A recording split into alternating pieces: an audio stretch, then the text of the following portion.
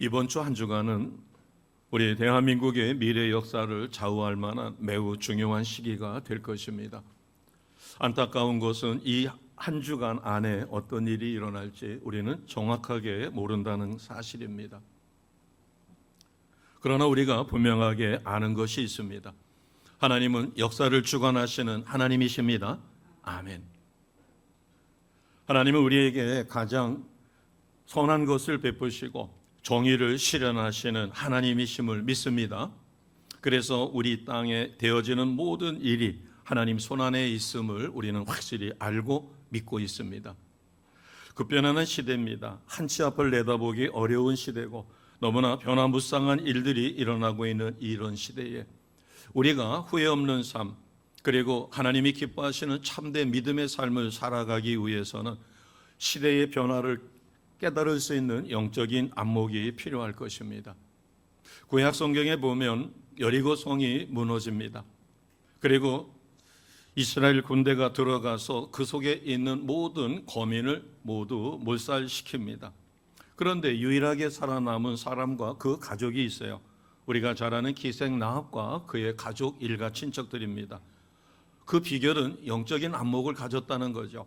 바꿔 이야기하면 하나님을 믿었다는 것입니다. 여리고 성은 하나님이 붙여주셨고 홍해를 가르시고 그 다음에 그 주변에 많은 족속들을 쳐서 모두 함락시키고 진멸시킨 하나님이 이 여리고 성도 무너뜨릴 것이고 진멸하실 것이다. 이런 영적인 안목을 갖고 마침 정탐꾼이 왔었을 때 이 정탐꾼은 하나님이 보낸 사람이라고 하는 확신을 갖고 목숨을 걸고 그들을 구출해 줍니다. 정탐꾼이 하나님의 사람이며 목숨을 걸고 지켜줄 수 있었던 그 믿음, 그리고 그것을 실천할 수 있었던 결단력, 이것이 바로 기생 나합이 후에 구원받았을 뿐만 아니라 예수님의 조상의 반열에 오르는 은혜를 얻게 됩니다. 제가 우연히 어느 동영상을 보게 됐습니다. 영국 옥스퍼드 대학교의 앤더슨 교수입니다. 그는 모든 문화가 서구를 중심으로, 특히 영국을 중심으로 이루어졌죠. 과거에는 대영제국이라고 해서 해가 지지 않는 영국을 유지했습니다. 그래서 그는 서구 문화를 연구하되 서구 문화의 중심을 영국 쪽으로, 그래서 문화적인 흐름을 연구했어요. 유럽의 역사, 문화, 철학에 몰두했습니다. 그런데 자기 딸을 통해 그의 안목이 바뀌어집니다. 딸이 한국 노래를 듣는 것 같아요. 처음엔 무슨 노래인지도 몰랐어요. 그러나 나중에 보니까 그것이 BTS고 또 링크인가요? 블랙핑크. 그래서 나중에 알게 됐습니다. 그 딸을 통해서 뭔가 이상하게 세계 중심이 유럽이라고 생각했던 자기의 생각이 바꿔가고 있다고 하는 것을 알게 됩니다. 그러자 어느 날 친구가 만나자고 해서, 친구는 중국어를 가르치는 교수예요. 그래서 심각한 말로 만나자고 해서 만났더니 그 친구가 그렇게 이야기하는 겁니다. 상당히 어두운 표정으로 대뜸 뭐라고 이야기하는가 하면, 이제 나는 어떻게 살아야 할지 모르겠다. 그래서 깜짝 놀래가지고 무슨 말이냐. 그 친구는 고교 동창입니다.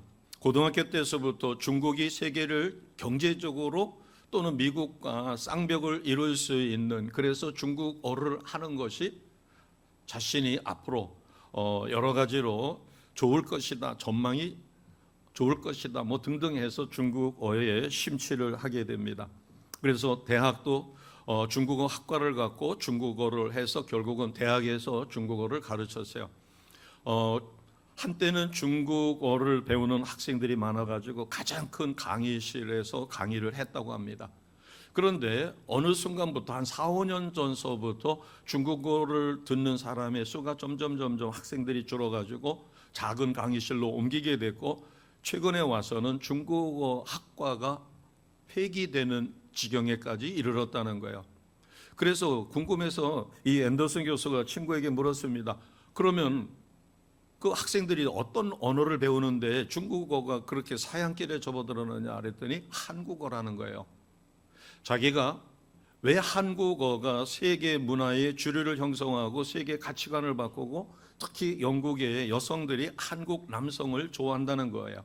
그래서 자기 딸 앨리스를 통해서 그 원인을 찾다가 보니까 뭐 외모적인 것도 있고 자기 관리를 잘하고 뭐 화장품을 잘 쓰고 이런 여러 가지 이유가 있겠지만 그가 밝혀낸 것 중에서 현대인이 가장 소중히 여기는 공감, 그래서 상대방을 배려하고 상대방을 이해하려고 하고 하는 것이 유럽의 남성들보다도 한국 남성들이, 특히 젊은 세대가 이런 공감 능력이 뛰어나고 소통과 남을 배려하며 연장자를 존중하고 그다음에 아래 사람들을 존중하는 이러한 그 가치 기준이 세계의 중심의 흐름을 받고 서구 중심에서 이제 동양으로, 동양에서도 특히 한국 중심으로, 그래서 중국어 교수가 가르치고 있었던 중국어가 서양화됐고 이제는 아예 폐교가 되고 가장 큰 강의실을 한국어 학생들이 수강을 하는 강의실로 내주게 됐다. 시대를 저희 때도 그렇게 했습니다. 그래서 저도 외국어를 뭘 선택할까? 불어를 선택할까? 일어를 선택할까? 독일어를 선택할까? 그런데 그때만 해도 제가 대학 들어가기 전이니까 70년대, 60년대 후반에는 독일이 그래도 유럽에서 최강국으로, 그래서 우리나라에 들어와 있는 여러 기계라든가 이런 것이, 그래서 저는 독일어를 선택했어요. 그리고 대학에서도 독일어를 교양으로 했습니다. 물론 후회하지는 않습니다. 그런데 지금 독일어보다는 불어보다는 일어가 더 활성화되어 있죠. 제가 만약에 일어를 선택했다면 지금 일어를 유창하게 했었을 것입니다. 독일어는 쓰는 데가 거의 없으니까 사장화되고 있어요. 우리가 시대를 살아가며 어떤 순간에 어떤 것을 선택하느냐가 내 인생을 좌우합니다. 예진이와 예은이가 있으니까 지혜롭게 잘 생각해서 앞으로의 미래를 생각해보고 내가 어떤 학문을 전공할 것인가, 이것을 선택하는 것은 굉장히 중요합니다. 최근에 와서는 그 노인 요양원도 사양길에 접어드는 곳이 있다고 그래요. 대도시에서는 뭐 서울이라든가 경기권이라든가 이런 데서는 괜찮은데 전라북도 같은 경우에는 고령 인구도 줄어들고 절대 인구도 줄어들다 보니까 요양원이 폐교가 되는, 폐원되는 그런 지경에 이르게 된답니다. 절대 인구가 줄어드니까. 바꿔 이야기하면 오늘 이 솔로몬의 전도서는 깊은 통찰력을 가진 인생의 문제에 깊은 통찰력을 가진 지혜자의 말입니다. 핵심적으로 이야기하면 인간 세상에 펼쳐지고 있는 수많은 일들이 창조주 하나님의 때와 기한에 있다라고 하는 것을 가르쳐 줍니다. 이 세상의 모든 일은 사람의 힘에 의해서가 아니라 창조주 되시는 하나님이 정한 때와 그 기한에 의하여 이루어지고 있다. 그래서 모든 일은 하나님이 계획하셨고 그 계획에 따라 때를 맞추고 진행되고 있다라는 것을 가르쳐 줍니다. 자, 1절 말씀을 보겠습니다. 1절 말씀 같이 선포합니다. 시작. 범사에 기한이 있고 천하 만사가 다 때가 있나니. 아멘. 상당히 시적이지만 이해하기가 조금 어려워요. 그래서 제가 개역 성경을 찾아봤습니다. 똑같은데 천하의 범사가 기한이 있고 모든 목적이 이룰 때가 있다. 자, 이것을 킹제임스 버전은 이렇게 번역을 해놨습니다. 하늘 아래 모든 일에는 시기가 있고 모든 목적한 것에는 때가 있도다. 영어 성경을 거의 그대로 번역을 해서 우리가 이해하기가 이 킹제임스 버전이 훨씬 더 쉬운 것 같아요. 1절만은 하늘 아래 모든 일에는 시기가 있고 그 목적한 것에는 때가 있도다. 자, 1절을 다시 한번 봅니다. 개역개정에 보면 범사에 기한이 있고 천하만사가 때가 있다라고 했는데 이 기한과 때를 구별을 하긴 합니다. 이 기한은 시즌이라고 표시하고 때는 타임으로 표시를 해요. 그러면은 타임, 이 시간을 나타내는 것은 보통 두 가지로 이야기합니다. 크로노스와 카이로스. 크로노스는 우리가 1분 1초, 뭐 지금 11시 27분 이렇게 이야기하는 게 크로노스예요. 그러나 성경에서는 카이로스입니다. 카이로스는 사람이 정한 것이 아니라 거기에는 하나님 중심으로 하나님이 정하신 때가 있고 하나님이 정하신 기한이 있다는 것이에요. 자, 요한복음 7장 6절 말씀은 예수님께서 이 때에 대해서 말씀하신 것인데 우리에게 주는 의미가 있습니다. 같이 선포하겠습니다. 예수께서 이르시되 내 때는 아직 이르지 아니하였거니와 너희 때는 늘 준비되어 있느니라. 아멘. 여기서 아직 내 때가 이르지 않았다. 그것은 예수님께서는 이 땅에 인류의 죄를 대속하기 위하여 오셨습니다. 그래서 때가 되어야 체포되실 것이고 재판을 받고 십자가에 죽으시고 죽으신 지 3일 만에 다시 살아나 부활하시고 승천하신 다음에 보혜사 성령을 보내주시오 우리가 부활의 능력을 갖고 이 땅에서 승리의 삶을 살게 만들어 주십니다. 아직 저 말씀을 할 때 요한복음 7장 6절 말씀을 하실 때는 아직 체포되어 십자가에 죽으실 때가 안 됐다라고 하는 거예요. 그러나 제자들에게는 그 때가 언제나 열려 있다. 그때는 지금 우리에게도 열려 있습니다. 우리는 하나님의 은혜 가운데 성령의 도우심으로 예수님을 나의 구원자 주님으로 영접하여 하나님의 자녀가 되었고 부활의 능력과 부활의 권세를 활용하여 매 순간 승리하는 삶을 살아가고 있습니다. 아멘. 때와 이 기한 속에 살아가는 사람의 모습은 천태만상이에요. 그래서 2절서부터 8절까지를 보게 되면 14가지로 정반대되는 모습입니다. 그래서 14가지 그 쌍을 가지고 사람들, 인류의 그 인간의 변화무쌍한 현실을 보여주고 있어요. 자, 2절을 보겠습니다. 2절을 보면 날 때가 있고 뭐 할 때가 있어요? 네, 태어났으니까 죽을 때가 있다. 그래서 날 때가 있고 죽을 때가 있고 심을 때가 있고 그 심은 것을 뽑을 때가 있다. 3절을 보면 죽일 때가 있고 치료할 때가 있고 헐 때가 있고 세울 때가 있다. 자, 이렇게 14가지로 그래서 8절을 보게 되면 사랑할 때가 있고 미워할 때가 있으며 전쟁할 때가 있고 평화할 때가 있다. 근데 이 전체적인 맥락에서 가장 중요한 것은 인생의 모든 사건들이 우연히 일어난 것이 아니라 거기에는 반드시 누구의 주관이 있다는 거예요. 하나님의 주권, 하나님의 섭리 안에서 이루어지고 있다라고 하는 것이에요. 우리가 하나님의 은혜로 내가 등 따시고 배부르고 현실에서 풍요로운 삶을 누리고 있다면 그 자체를 감사하고 우리는 하나님께 영광을 돌립니다. 그러나 그것으로 만족할 수 없어요. 모든 것은 기복이 있습니다. 물은 높은 곳에서 낮은 곳으로 흐르듯이 산이 높으면 골이 깊은 것처럼 우리가 승승장구하고 모든 것이 기도하는 대로 척척척척 응답될 때는 대비할 게 필요해요. 내가 역경에 처하여 골짜기를 다닐지라도 그것도 사망의 음침한 골짜기를 다닐지라도 우리는 승리할 수 있는 힘을 비축해 놔야 합니다. 그러나 거꾸로 역경과 환난 그리고 광야 같은 삭막한 삶을 내가 살고 있다면 우리는 하나님 앞에 원망할 게 아니라 지금 내게 왜 이런 광야 같은 생활이 펼쳐지는가? 왜 내 발등에 도저히 극복할 수 없는 이 참담함은 무엇인가? 이것을 원망하고 불평하고 하나님 왜 내게 이렇게 하십니까가 아니라 우리는 그것을 통하여 겸손하게 하나님 이 상황을 통하여 우리가 무엇을 깨달을까요? 라고 하나님 앞에 구하는 것이 필요하며 거기에서 우리는 깨달음을 얻어야 합니다. 우리가 이번 한 주간이 굉장히 중요하다라고 한 것은 우리가 이미 알고 있는 내용입니다. 그러나 지금 대한민국이 처해 있는 것은 이것은 어느 날 하루아침에 뚝 떨어져서 생긴 게 아니라 3, 40년 전서부터 누군가가 의하여 학교 교육이 교묘하게 변화가 됩니다.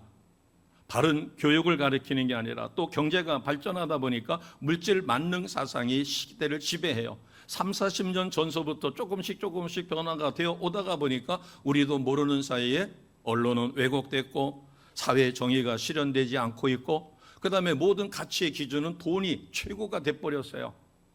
삼강오륜도 사라졌고 동방예의지국도 사라지고 하나님을 경외하는 것도 사라지며 심지어는 크리스찬들이 하나님을 경외하고 목숨 걸고 기도하며 매일 새벽을 깨우고 매일 저녁에 달려와서 하나님 앞에 뜨겁게 부르짖던 그 열정적인 모습이 사라지며 주일 성수로 만족하고 있다라는 사실입니다. 태풍이 불어야 바다 속까지 훅 뒤집어서 물고기가 살 수 있는 좋은 환경이 만들어지고 육지에는 태풍이 불어야 실하지 못한 과실이 떨어지고 실한 과실만 남아 대풍을 이루는 것처럼 이러한 역경과 환난 속에는 하나님의 섭리가 있으니 하나님은 가장 선한 것으로 이루어 주시리라 우리는 확실히 믿습니다. 그렇기 때문에 우리가 좋을 때는 겸손하고 힘들 때는 낙심하지 말아야 합니다. 왜? 모든 것은 기한이 있어요. 정해진 때가 있다는 사실입니다. 나 자신을 돌아보아 그 다음에 찾아올 기한들을 대비하는 지혜를 우리가 쌓는 것이 중요합니다. 자, 9절에서 11절을 보면 때를 따라 역사하시는 하나님의 손길이 기록되어 있습니다. 자, 9절 같이 선포합니다. 시작. 일하는 자가 그의 수고로 말미암아 무슨 이익이 있으랴. 아멘. 우리가 하루에 알바를 2개 하는 것보다는 하루에 알바를 5개 하는 게 수입이 더 많을 것이에요. 자, 그렇게 해서 한 달을 내보면 하루에 2가지 알바하는 것보다는 5가지 알바를 하는 것이 훨씬 이익이 많고 수입이 많을 수 있어요. 그러니까 부를 축적하는 것은, 그런데 그렇게 부를 축적해 놨는데 쓰려고 하니까 막상 건강이 관리를 못해 가지고 무너진다든가, 자, 이렇게 되어질 경우에 원하는 것을 얻기 위하여 힘겹게 노력해서 얻었지만 그것을 쓸 수가 없다든가 영원히 소유할 수 없는, 특히 재림 주님 앞에 갔었을 때 내가 세상 것을 쌓느라고 부단히 노력했는데 그것이 아무런 소용이 없다는 것을 깨달았을 때, 그래서 9절에 보면 전도자는 지혜로 뭐라고 이야기하는가 하면 인생의 허무함을 경험했다는 것입니다. 일하는 자가 그의 수고로 말미암아 무슨 유익이 있느냐. 밤새도록 밤을 밝혀 몽두남발하고 열심히 벌었지만 그러나 종국에 가서 하나님 앞에 가져갈 것이 아무것도 없다는 거예요. 자, 우리가 잘 아는 돌아온 탕자 이야기입니다. 누가복음 15장 얘기죠. 아버지 재산으로 돈을 소비하고 즐기며 방탕하게 사는 것이 그는 즐거움이 됐었을 것이에요. 그런데 그에게 찾아온 것은 돈이 떨어지자 친구들도 떠나갔고 그는 불편함 속에, 그리고 이제는 배고픔이, 그래서 돼지조차도 잘 먹지 않는 쥐염 열매조차도 먹지를 못해가지고 굶주려 이대로 가다가는 굶어 죽게 생겼어요. 그때 아버지 집으로 돌아갈 생각을 합니다. 한참 돈을 잘 쓰고 주변에 친구들도 많고 그렇게 했었을 때는 아버지 집으로 돌아갈 생각이 전혀 없었어요. 그러나 누가복음 15장 17절에 보면 쥐염 열매조차도 먹지 못하여 굶주려 죽게 되었을 때, 그때 아버지 집으로 돌아갈 생각을 갖는 거예요. 바꿔 이야기하면 아버지 집을 생각해 보니까 아버지 집에는 많은 일꾼들이 있는데 일꾼들은 배불리 먹어요. 그리고 일꾼들의 필요한 것은 전부 다 공급을 받으니까 여기서 굶어 죽는 것보다, 고생스럽게 이렇게 있는 것보다 차라리 아버지 집으로 가가지고 거기에 일꾼으로 사는 것이 100번 낫겠다 생각합니다. 쥐염 열매도 먹지 못하는 굶주림이 왔었을 때, 그때가 바로 하나님의 은혜의 때입니다. 그래서 돌아서게 된 것이에요. 탕자는 생각했을 것입니다. 아버지와 풍요롭게 지나던 것을 생각했을 것이에요. 아버지 재산을 가지고 흥청망청 썼었을 때도 생각했을 것이에요. 그 다음에 그것이 다 떨어지자 비참한 상황 속에 자기가 처했다는 것. 그래서 이제는 아버지께로 돌아가야 되겠다라고 해서 아버지 앞으로 돌아옵니다. 이렇게 볼 때 모든 것의 때와 기한은 하나님의 섭리 가운데, 하나님의 주권 가운데 있고 하나님은 가장 선한 방법으로 이루어 가십니다. 탕자가 아버지 앞으로 돌아왔었을 때 아버지는 잘잘못을 따지지 않고 포용해주며 아들의 신분을 회복시키고 살찐 송아지를 잡아 축제를 하며 기뻐합니다. 사람이 때의 변화를 감지하는 능력을 하나님은 이미 우리에게 주셨어요. 자, 11절을 보겠습니다. 11절은 앞뒤로 2가지로 나누어서 볼 수가 있어요. 자, 11절에 절반만 읽습니다. 시작. 하나님이 모든 것을 지으시되 때를 따라 아름답게 하셨고 또 사람들에게는 영원을 사모하는 마음을 주셨느니라. 아멘. 여기에 영원을 사모하는 마음을 표준 세번역은 뭐라고 번역했는가 하면 과거와 미래를 생각하는 감각, 이렇게 표현했어요. 자, 돌아온 탕자 이야기로 보면은 돌아온 탕자가 이제 굶어 죽게 생겼어요. 돼지도 잘 먹지 않는 쥐염 열매 그것도 없어가지고 이제는 굶어 죽을 수밖에 없었을 때 아버지 집을 생각하는 것은 현재예요, 과거예요. 과거에 아버지 집에서 풍요로운 삶을 살았고 아버지 앞에 재산을 받아가지고 그것을 다 쓰기 전까지 좋았었지요. 그러나 결과는 뭐예요? 아무것도 없는 빈털터리요, 먹을 것도 없고 이제 굶어 죽게 생겼어요. 하나님께서는 각 사람들에게 무엇을 주셨는가 하면 11절에 보니까 뭘 사모하는 마음을 주셨어요? 영원을 사모하는 마음, 과거와 미래를 생각하는 감각을 주셨다. 그래서 돌아온 탕자, 그는 과거에 아버지 집에 있었을 때는 일꾼들도 이렇게 풍요로운데 차라리 아버지 집으로 돌아가자. 그래서 과거와 미래를 생각하는 감각, 영원을 사랑하는 마음을 주셨고, 자 11절 앞부분을 보면 모든 것을 지으시되 때를 따라 어떻게 하셨다고요? 아름답게 하셨다. 돌아온 탕자가 자신의 흥청망청 쓰던 때를 버리고 아버지 앞으로 돌아서는 것은 아름다운 일입니다. 이 타이밍을 누가 주관하셨는가? 그에게 그런 생각을 주고 그가 그렇게 생각할 수 있었던 것도 하나님의 은혜인 것이 분명합니다. 변화를 올바로 인식한다고 하는 것은 우리가 이 시대를 바르게 살아갈 수 있는 하나님의 은혜입니다. 자, 그러나 하나님의 시각으로 보지 않고 사람의 시각으로 봤을 때는 어떤 일이 벌어질까? 11절 하반절입니다. 그러나 거기서부터요. 자, 같이 합니다. 시작. 그러나 하나님이 하시는 일의 시종을 사람으로 측량할 수 없게 하셨도다. 아멘. 사람이 눈으로 보면 하나님의 하시는 일이, 아니 도대체 대한민국을 복음 통일을 시켜야 되고 그 다음에 북방 선교에 쓰셔야 되는데 하나님 대한민국이 지금 이렇게 어려운 상황에 있네요. 하나님 제 발등에 떨어진 불, 이거 제가 도저히 끌 수가 없는데 하나님 왜 이러세요? 제가 뭐 하나님 앞에 크게 잘못한 거 있나요? 이럴 때 욥이 우리에게 큰 은혜가 됩니다. 욥은 의인이었습니다. 동방의 의인이었어요. 그런데 욥은 하나님이 그를 통하여 욥이 의인이면서도 하나님을 사랑하고 후손들 중에서 욥처럼 의로운 자가 고난을 겪었을 때 욥을 생각하며 용기 백배하여 끝까지 승리하도록 욥에게 놀라운 연단과 놀라운 축복을 주셨습니다. 아멘. 자, 우리가 인간적인 눈으로 봤었을 때 교회 안에서 무리를 일으키는 사람이 있습니다. 아니 저 사람은 수십 년 믿은 사람인데 어떻게 저럴 수가 있어? 나에게도 상처가 됩니다. 또 내 발등에 떨어진 불을 봤을 때 이것이 도저히 납득이 안 돼요. 우리 주변에 신실한 분들, 그 다음에 저런 분들은 좀 더 몇 년을 더 살아가지고 이 시국이 이렇게 어려울 때 바른 소리를 하고 그가 용기 있게 일어서는 그런 모습을 볼 수가 있어야 되는데 하나님께서 왜 그를 저렇게 빨리 불러가셨을까 하는 것이 있죠. 자, 11절 하반절에 보면 하나님이 하시는 일의 시종을 사람이 측량할 수 있어요? 측량할 수 없어요? 측량할 수 없어요. 이게 인간의 한계입니다. 나의 한계, 인간의 한계를 깨닫고 하나님으로부터 지혜를 구하는 것은 하나님의 은혜자다운 삶입니다. 우리가 하나님이 하시는 일을 다 알 수 없어요. 한 치 앞을 내다볼 수도 없어요. 이번 주에 어떤 일이 벌어질지 우리는 알기가 어려워요. 그러나 분명한 것은 하나님은 가장 선한 것을 우리에게 베풀어 주시리라 믿습니다.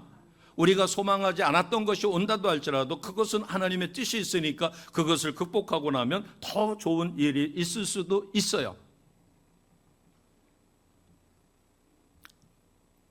인간의 한계, 바꿔 이야기하면 11절 하반절에 하나님의 하시는 일을 시종을 사람으로 측량할 수 없게 하신 그 뜻을 깨닫고 우리가 하나님의 지혜를 구하고 말씀과 기도의 삶을 통하여 강력한 성령의 기름 부으심을 반드시 받아야 합니다.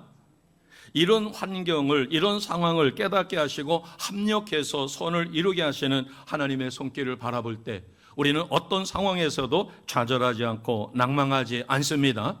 그러면서 이 상황을 왜 허락하셨을까? 우리가 욥기를 읽으면서 와, 욥이 힘들었겠구나. 친구들조차도 이해해 주지 못하고 욥에게 어마어마한 은혜를 받았던 사람들이 다 떠나고 나중에는 자기 아내마저도 떠나는 그 상황에서 얼마나 힘들었을까? 자, 그 욥의 모습은 누구의 모습하고 또 오버랩이 돼요? 누구의 모습과 너무나 닮았어요. 죄가 없으신데 억울하게 십자가에서 모욕당하시고 침뱉음 당하시고 뺨 맞으며 우리를 위하여 죽으신 예수 그리스도의 그 심정을 우리가 이해할 수 있게 됩니다. 왜 이런 상황을 허락하셨을까? 그것은 모든 것이 합력하여 선을 이룰 수 있도록. 자, 이것을 예수님은 이렇게 말씀하셨습니다. 에베소서 2장 21절 22절입니다. 에베소서 2장 21, 22절 같이 갑니다. 시작.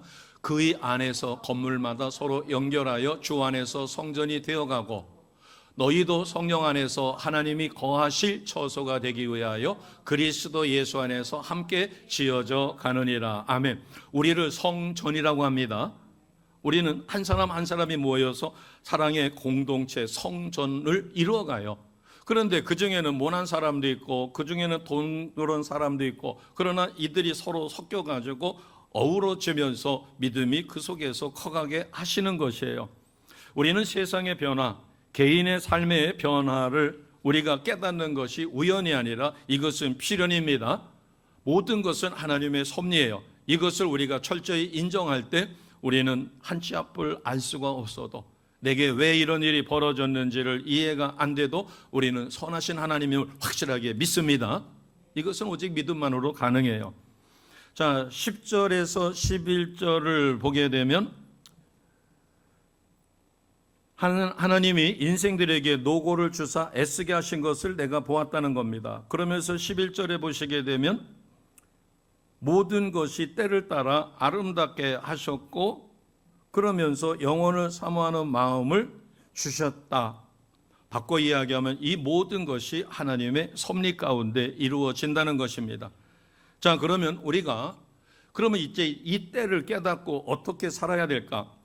그것이 오늘 제목입니다. 하나님의 때와 섭리에 따르는 삶을 어떻게 살을까? 우리가 이 때를 파악해서 그 때에 얻는 유익이 어떤 게 있을까? 12절에서 15절이에요. 이 전도자는 사람들이 사는 날 동안에 더 나은 것, 최선이 무엇인가를 가르쳐 줍니다. 여기서 최선이라고 하는 것은 나의 삶에 하나님이 기뻐하시는 것이라고 볼 수 있어요. 자, 12절을 보겠습니다. 같이 선포하고 아멘으로 받습니다. 시작. 사람들이 사는 동안에 기뻐하며 선을 행하는 것보다 나은 것이 없는 줄을 내가 알았고. 아멘. 하나님이 우리에게 원하시는 것이 두 가지예요. 기뻐하며 무엇을 행하는 거예요? 선을 행하는 거예요. 하나님이 나를 구원해 주셨습니다. 구원의 확신과 구원의 감격을 갖고 항상 기뻐할 수 있는 삶을 사는 것. 그러다가 보면은 우리는 선한 행동을 하게 되겠어요? 악한 행동을 하게 되겠어요? 선한 행동을 할 수밖에 없겠죠. 여기 기뻐하며라고 하는 것은 히브리 말로다가 라스모아흐입니다. 함께해서 행복하다라는 뜻이에요. 이것과 비슷한 말이 있는데 칠레아흐입니다. 형통하다, 성공하다라는 뜻이에요. 자, 이것을 우리가 기뻐하다라고 하는 것을 형통하는 것으로 바꿔서 이야기해 보겠습니다. 자, 우리가 형통 그러면 어떤 것을 생각하는가요? 맡긴 것이 없이 모든 게 술술술술 잘 풀어져 가지고 나에게 기쁨이 되고 행복한 삶, 풍요로운 삶을 허락해 주는 것을 우리는 형통으로 많이 생각합니다. 예, 그것도 형통의 한 모습이에요. 그러나 성경에서 이야기하는 형통이라고 하는 것은 모든 것이 잘 풀리고 해결되어 높은 지위에 올라가고 풍요로운 삶을 누리는 것만이 형통이 아니라 그것이 형통의 가장 중요한 것이 무엇인가를 성경은 우리에게 이렇게 가르쳐 줍니다. 자, 요셉이 애굽의 총리가 되기 전에 어디에 가 있었어요? 감옥에 있었어요. 그런데 놀랍게도 형통이라는 용어가 자주 등장합니다. 자, 창세기 39장 2절을 보겠습니다. 창세기 39장 2절입니다. 시작. 여호와께서 요셉과 함께 하심으로 그가 형통한 자가 되어 그의 주인 애굽 사람의 집에 있으니. 아멘. 보디발을 얘기하는 것입니다. 보디발이 가정총무로 삼았죠. 노예로 왔던, 이름도 없는 조그마한 유다 나라에서 노예로 끌려왔던 한 청년을 일을 맡겼더니, 가정 집사를 일을 맡겼더니 일이 너무나 잘하는 거예요. 그래가지고 그가 나중에 가정 총무까지 되잖아요. 그러면서 뭐라고 얘기하는가 하면 그가 무슨 자가 되었다고 그랬어요? 형통한 자. 자, 그러면은 이제 우리가 이 본문을 통해서 요셉이 형통할 수 있는 비결이 있어요. 그 비결이 뭘까요? 찾아보세요. 힌트를 드리면 첫 번째 줄에 있어요. 그렇죠. 여호와께서 누구와 함께 하셨어요? 요셉과. 자, 여호와께서 요셉과 함께 하심으로 그가 형통한 자가 되었어요. 그래서 보디발의 총애를 받았어요. 자, 그러면 내가 하나님이 나와 함께 하시고 예수님이 나와 함께 하시며 성령님이 나와 함께 하시면 나는 요셉처럼 어떤 삶을 반드시 살게 돼요? 형통하는 삶을 삽니다. 형통이 먼저가 아니라 누가 함께 하니? 여호와께서, 하나님이, 성령님이, 예수님의 영이 나와 함께 하니 나는 형통한 자가 되어집니다. 자, 요셉이 이제 오해를 받아가지고 감옥에 들어갔어요. 감옥에 들어갔는데 거기서도 형통이 나옵니다. 23절이에요.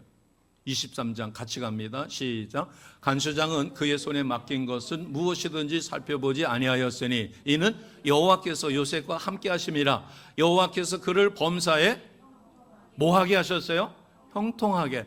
자, 여호와께서 그를 범사에 형통하게 하셨는데 그 전에 뭐가 있었어요? 누가 누구와 함께 하셨어요? 여호와께서 요셉과 함께 하심이라.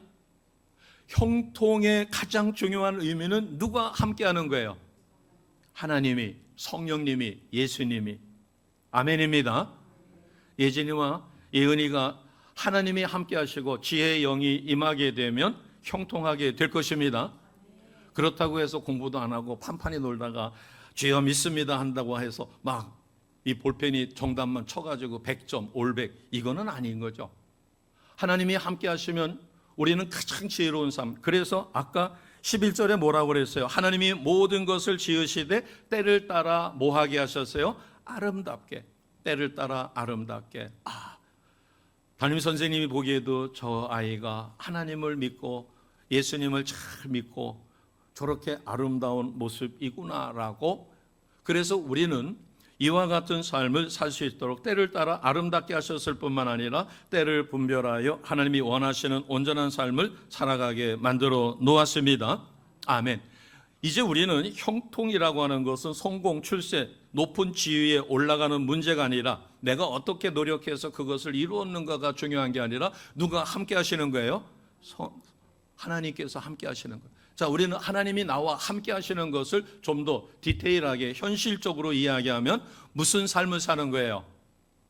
말씀과 기도의 삶이에요. 그래서 항상 우리는 날아 올라가야 돼요. 무슨 날개로? 말씀의 날개와 기도의 날개로 날아오르면 누가 도와주셔요? 성령 하나님이 나와 함께 하십니다. 이것이 형통이에요.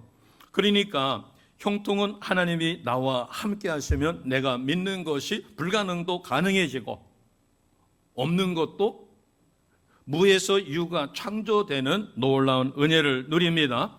그렇게 될 때 우리는 불가능하게 보여지는 항상 뭐 할 수 있어요? 기뻐할 수 있어요. 왜? 내 심령 속에 내가 역사하는 게 아니라 성령 하나님이 나를 붙들고 역사하시되 우리는 말씀과 기도의 삶을 통하여 성령의 도우심을 구할 때 성령은 내 심령 속에 샘솟는 기쁨을 주시니까 우리는 항상 기뻐할 수 있습니다.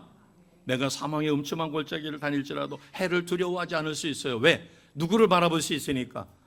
야훼 하나님, 성령 하나님이 나와 함께 하심. 그래서 11절에 보니까 영혼을 사랑하는 마음을 주셨고 지금 이 시대를 바라보며 우리가 내가 무엇을 해야 할 것인가를 깨닫게 만들어줍니다.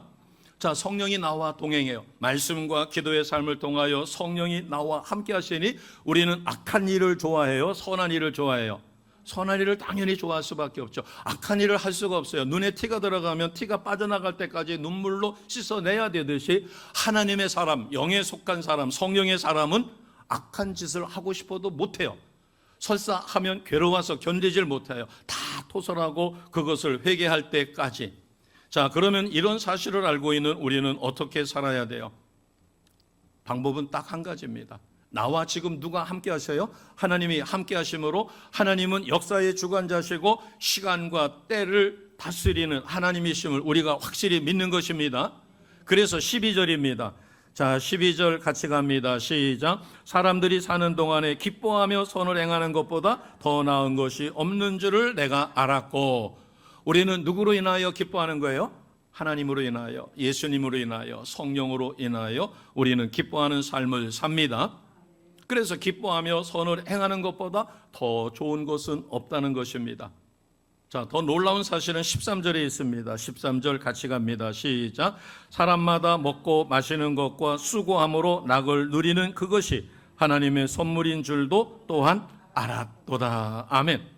자, 먹고 마시고 수고하고 낙을 누리는 것이 금욕적으로 이거는 온전치 못한 거예요. 우리가 당연히 누려야 되는 거예요.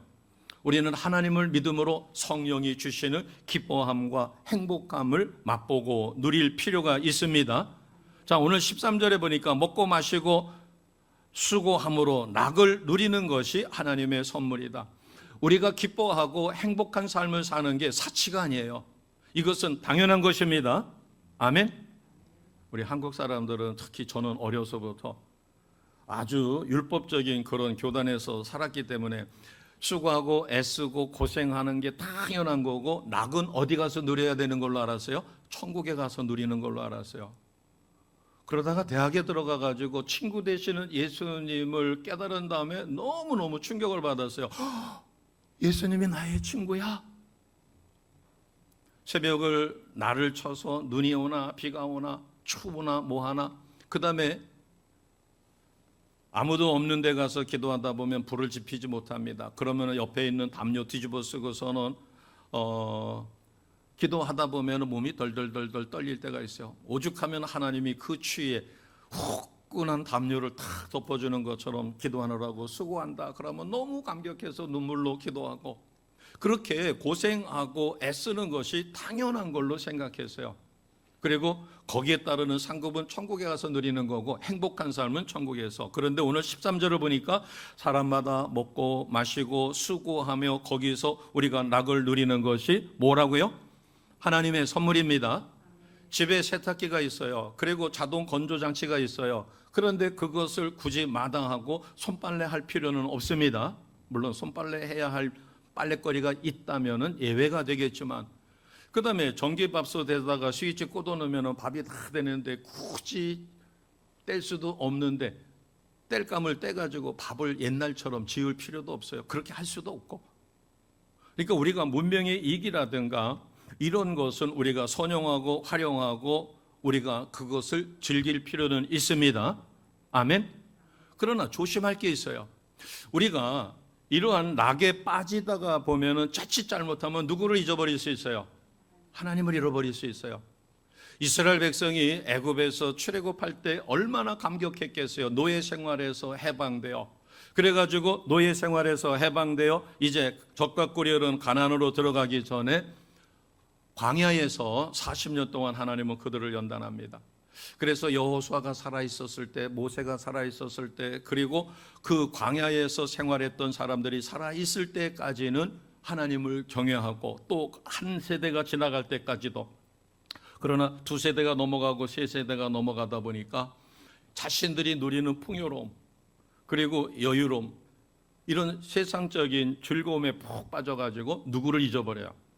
하나님을 잊어버리니까 하나님은 외부에 적을 보내가지고 그들을 징벌하시면 그들이 눈물로 회개하면 사사들을 보내가지고 다시 회복시키고, 그 사사가 살아있는 동안까지는 반짝하고 하나님을 섬기지만 그 사사가 죽으면 또다시 타락하고.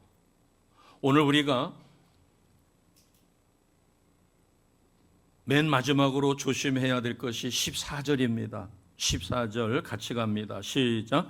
하나님께서 행하시는 모든 것은 영원히 있을 것이라. 그 위에 더할 수도 없고 그것에서 덜할 수도 없나니.